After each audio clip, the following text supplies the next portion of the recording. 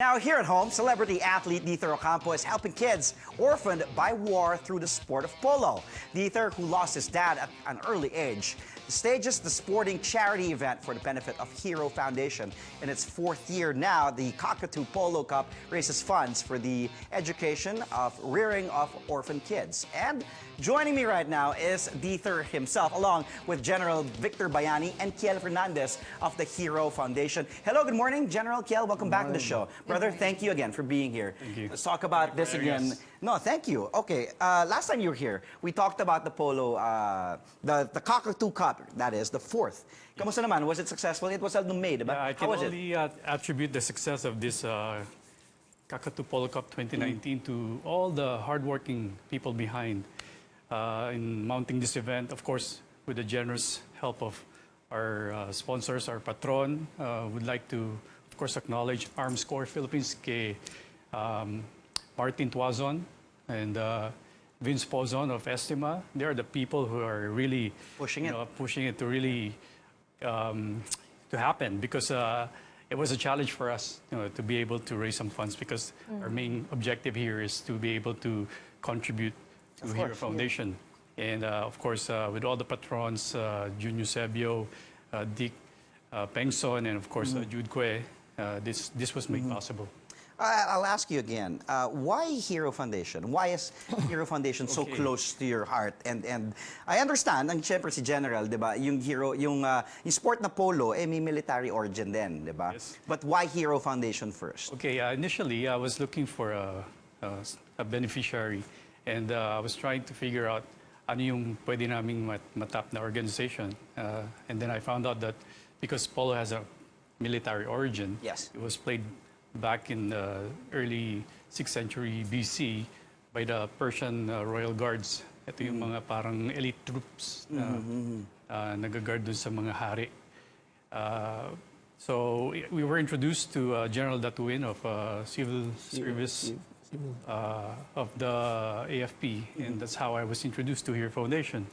And they're very generous enough to, guide us through how this organization started, and we were all, parang so surprised that everything's like falling into place, because initially we're just looking for an organization, and now there's Hero Foundation that is existing in helping rearing the orphans of the fallen soldiers. So, parang nag-full circle siya. Oh, full circle, no? Parang sabi mo nga parang it came at the right place, at the right time, na perfect, di ba, General? Yes. Siyempre, anong reaction ng Hero Foundation as the chosen beneficiary ni Diether ng Cockatoo Cup? Of course, we're very privileged and grateful to the Cockatoo and to Diether, not only choosing us as their beneficiary, but now she is acting already as an ambassador.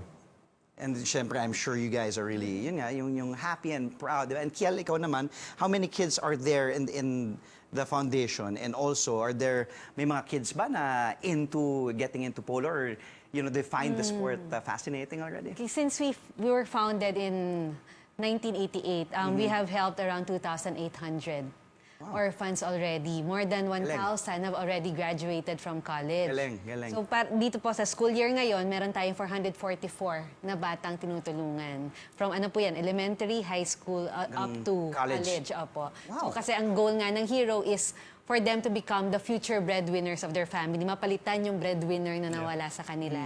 As of interest po sa polo, dun po sa Cockatoo Polo Cup, meron po tayong 4 na bata na attended the event, and they were very fascinated. It's their first time to see the horses up close. They were allowed to ride the horses. So I'm sure tuwan-tuwa yung mga bata doon, no? Sobra po. When they experience that, kasi it's one thing to see a horse. When well, I remember even until now, when I see cowboys or when I see people ride a horse, nafa-fascinate ako . Parang I want to. And when the kids see it, I'm sure, diba? It's a different sport for them. Yes, kasi they're usually exposed to basketball, volleyball, the but usual. Cockatoo, polo, parang wow, may ganito palang sport. So it's a great experience. Ikaw, Diether, your reaction to this, and can we look forward to more events that sa polo? This is a long-term commitment. Polo has been the oldest team sport. It's a noble sport, and we're actually very, very proud to announce that this is going to be part of the 2019 SEA Games. SEA Games, yes. So we'll be hosting the first polo tournament in the Philippines, and this will involve a lot of countries. And I'm very also happy to announce that people who are willing to learn the sport, they can go to North Polo Club in Pulilan, Bulacan. And Attorney Junior Sebe will be more than happy to welcome everyone to try the sport. And I would have probably be one of the volunteers to teach the kids. So I was That would be nice. I was also hoping that this particular point that I'll be able to thank people who are really working hard for this event to happen. And these are sila Isabel Lozano, George Salud, and Jojo Limpo. And these are the people behind the scene. So Gemma De Luna of Estima is really... Talagang tinutulungan yeah, ka, like, no? you know, I was surprised that initially, it's hard for me to explain it to them because syempre, pag sinabi mong polo, parang nag-iiba yung tingin. Parang this is the sport for the elite, but it's not. I would like to be able to reiterate that this is a sport that's available for everyone who are willing to learn the sport. And hopefully, we'll be able to also use this as an opportunity to promote Hero Foundation. Of course, yes. Because they're really doing a great job, and it's not easy, to rear all these orphans of the fallen soldiers. And every year, we want to make sure that we'll be able to, gather enough funding, to sustain the educational program. Galing nung ginagawa niya. And sabi mo kanina, Kel, di ba, 400 plus na students na? This school year pa lang. Galing.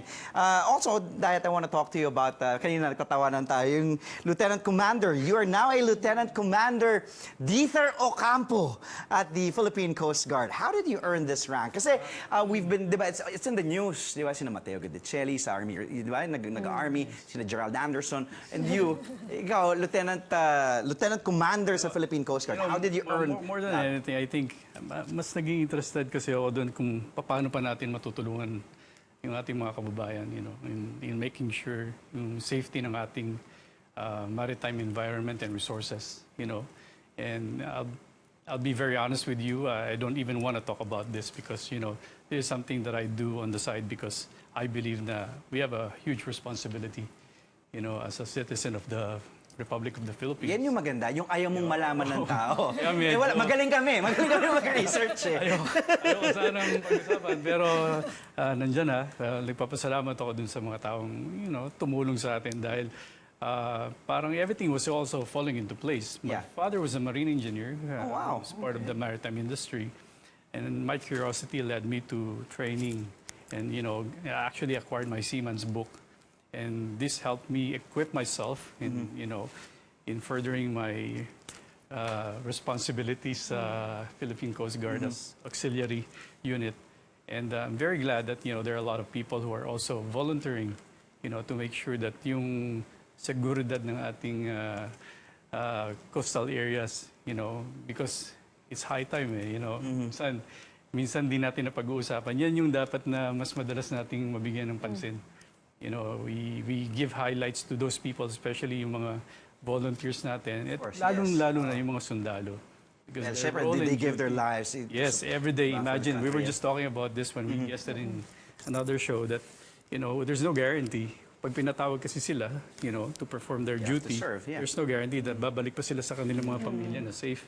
Or sana, God forbid na walang mangyari sa kanila. And, that's why we want to prevent as much as possible, any possible scenario na hindi magiging maganda. Then that's why nga, itong ginagawa natin sa Hero Foundation is something that we want to be able to sustain. And we cannot do it alone. So maybe kailangan ng tulong. At sana tuloy-tuloy. And Anytime, sports says dito sa CNN Philippines, you guys are always welcome. No, thank you so much. Lieutenant Commander, maraming salamat. Kiel, thank you. General, maraming salamat. Always come by the show and keep doing what you guys are doing. Again, we just had celebrity athlete and Lieutenant Commander at the Philippine Coast Guard now, Diether Ocampo, along with General Victor Bayani and Kiel Fernandez of the Hero Foundation.